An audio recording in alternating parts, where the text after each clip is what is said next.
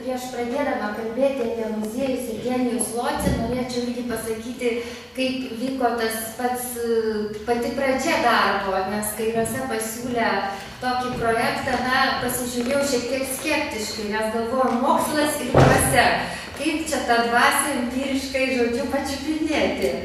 Bet po to iš tiesų, suvokiau, kad tai puikiai gali būti intelektualinė provokacija, o kaip pasižiūrėti, kaip tas dvasiškumas siejasi su muziejais, ar galimai kokia nors sąveika tarp jų. Tai visų pirma, kodėl kilo toks klausimas?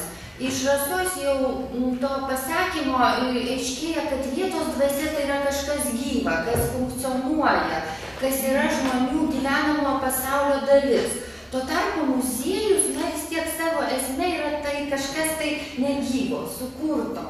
Muziejiniai daiktai yra išraukti iš to pirminio konteksto. Kaip Umberto Eco sako, prieš juos buvo atliktas prievartos aktas. Taigi gyva ir negyva. Kokia čia gali būti sąsaja? Bet atsakymą man pateikė toks dalykas, kad vietos dvasia tai yra konstruktas. Tai yra konstruktas, tai nėra savaime kylanti pajauta, o remintis materialiais ir nematerialiais elementais kuriama ir palaikomas tam tikras fenomenas, kuriame nemažą vaidmenį vaidina ir jo vartotojai. Tai yra lankytojai, turistai ir panašiai. Taigi aš į muziejų pasižiūrėjau kaip į tam tikrą vietos dvasios puoselėjimo erdvę.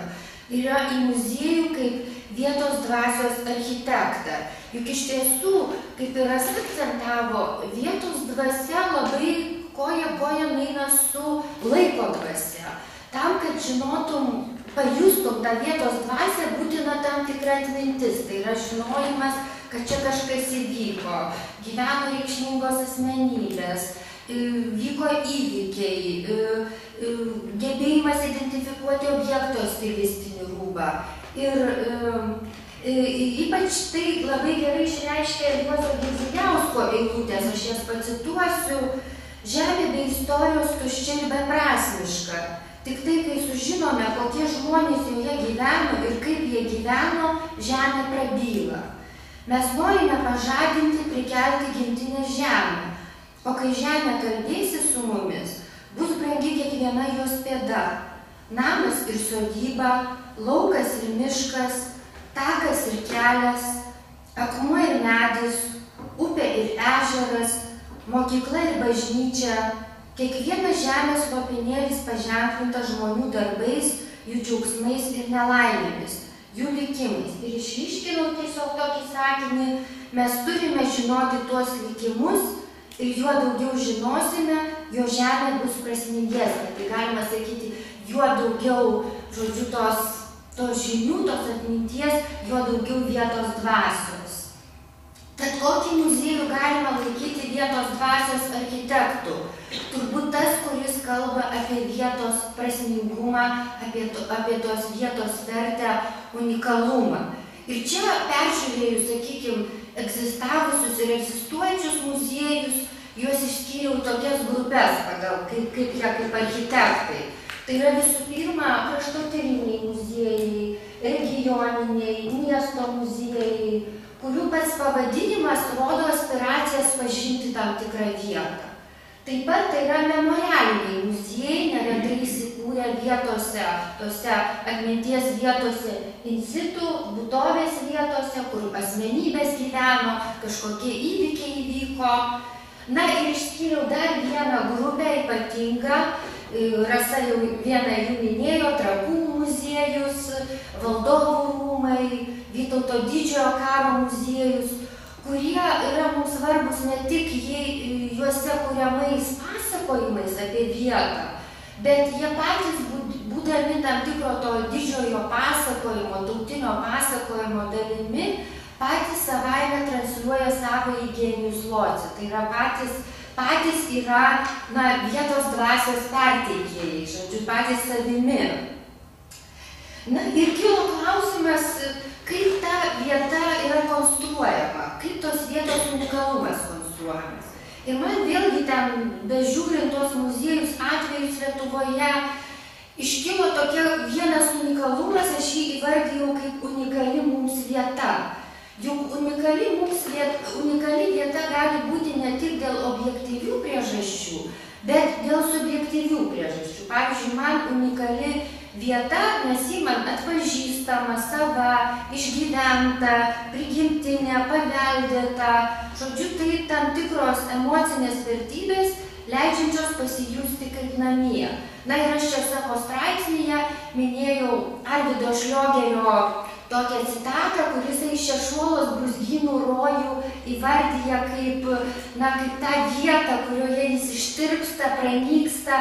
Tačiau, žinoma, filosofas tą išnykimą jisai nesieja su vietos dvasia. Tik sako, kai atsiranda distancija, kai aš grįžtu į Pilaitės urvą, tuomet aš pajuntu tos Šešuolo brūzgyno rojų tą dvasiškumą. Taigi, tą dvasiškumą deklaruoja ir kraštotyros muziejai, specialistai teigdami, kad regioninio paveldo tyrimai ir populiarinimas turi padėti atrasti regionų žmonėms jų pačių per kelias kartas sukurtą tradicinį paveldą. Tai tarsi jų savastis, tačiau muziejus turi dar kartą leisti pažinti tai. Ir, sakykime, galima daryti prielaidą, kad ten matomi kokie nors margučiai, jų marginimo technikos, audiniai, verpstės, ir visi kiti kažkokie kasdienybės rakandai leidžia, kaip sakant, suvokti dar kartą savo regiono, savo vietos kultūrinį ir istorinį savitumą. Tačiau tam, kad atsirastų ta vietos dvasia, būtinas dar toks temuo kaip lankymo ritualas. Juk normalu, kad muziejus taptų tuo architektu, reikia tą muziejų lankyti. Ir čia ir yra problema, kaip rodo Nidetos Jarockienės ir Arūno Bėkštos tyrimai, vietos gyventojai savo vietos muziejuose lankosi itin retai. Dažniausiai per kažkokias ypatingas parodas, renginius. Taigi, nelankomi tie muziejai. Ir čia kyla klausimas, o kodėl? Galbūt slypi tai tam tikrame nuobodume jų. Juk, kaip teigia Rimvydas Laužikas, komunikacijos specialistas, krašto muziejus yra vieta, kurioje tu rasi 5 archeologijos eksponatus, dar bus didžiulė krūva etnografijos, verpstės, kultuvės ir panašiai, o paskui bus šiek tiek pokario istorijos.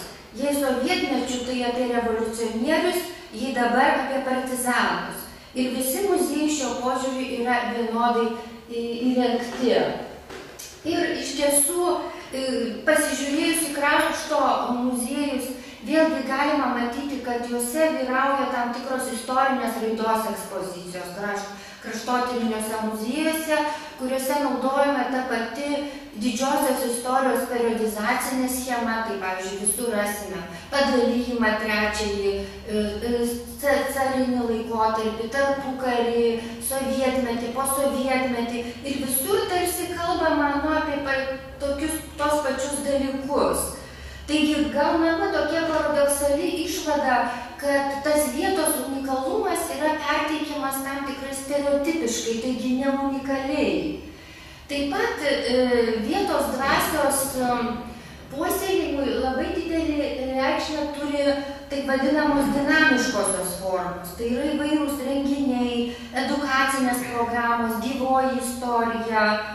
Bet vėlgi, jeigu žiūrime apie edukacinės programas, 2005 metais atliktas tyrimas vėlgi atskleidžia tam tikras stereotipiškumo tendencijas. Kaip teigia to tyrimo autorė Kristina Lotužytė, edukacinėse programose vyrauja etnografinės temos, kaimo verslų bei būties pristatymas, katalikiškų švenčių tradicijos puoselėjimas, istorinėje tematikoje prioritetas teikiamas XIX amžiaus antrosios pusės lietuvybės puoselėjimo veiklai, knygnešiams bei dar aktoriams.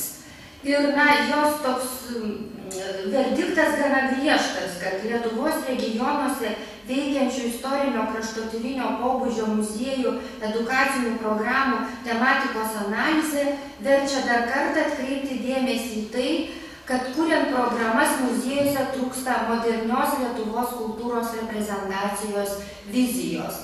Tačiau kaip ir Rasa šalia tokių blogesnių pavyzdžių pateikė geresnius pavyzdžius, taip ir, žinoma, irgi galima pateikti vieną Kretingos muziejaus pavyzdį, kur yra labai įvairi edukacinė veikla. Tai pavyzdžiui, jau 10-metį siūlomas abonementas Tavo gimtasis miestas, kurį veda įvairių sričių edukacijos, etnografijos, archeologijos, istorijos, gamtos, dailės specialistai. Čia matome Lėlių teatrą, iš tiesų veikia Lėlių teatras šalia mokyklėlė 4-metė žemaitoka muziejanoka, kuri turi skatinti žemaitiškumą, žemaitiškos kalbos,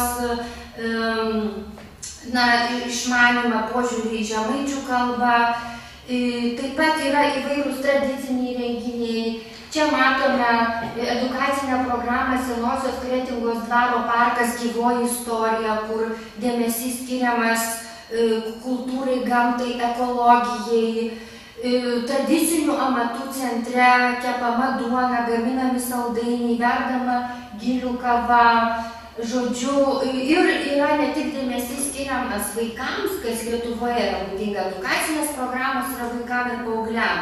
Tačiau yra klubas Kretingos krašto ainiai, kuris telkia krašto žmonės, kraštiečius bendrai kultūriniai, švietėjiškai, edukaciniai veiklai. Aišku, tai yra tik vienas pavyzdys, yra ir kitų pavyzdžių, kai judama įvairiapusiškumo link nuo kaimo, nuo valstietiškos kultūros, prie dvaro, prie ekologijos, prie gamtos ir panašiai. Kitas dalykas, vietos dvasios jausenos puoselėjimui didelę įtaką turi tos vadinamosios gyvosios istorijos ir archeologijos šventės. Bet vėl čia matome tam tikras tendencijas. Arba koncentruojamasi į senąją istoriją, tai yra proistorija ir ankstyvoji LDK, tai čia ir gyvosios archeologijos dienos Kernavėje, Viduramžių šventės Trakų istorijos muziejuje, Pervernopių piliakalnio ir panašiai, arba į regioninę tradicinę kultūrą. Pirmtakas to buvo Rumšiškių, tai Lietuvos liaudies buities muziejus. Ir tyrinėtojai atkreipia dėmesį vėlgi tam tikras tokias neigiamas tendencijas. Daug tų švenčių, jos nuvalkioja tą pačią šventės idėją. Neretai to šventės pasižymi tam tikrą eklektiką, neaiški šventės idėja, sąlygojanti šio renginio panašumą į tautodailės knygelę. Matomos švenčių komercializacijos apraiškos. Ir galiausiai neretam iš šių renginių galima priklijuoti praeities idealizavimo, mitifikavimo, nostalgijos platinimo etiketes.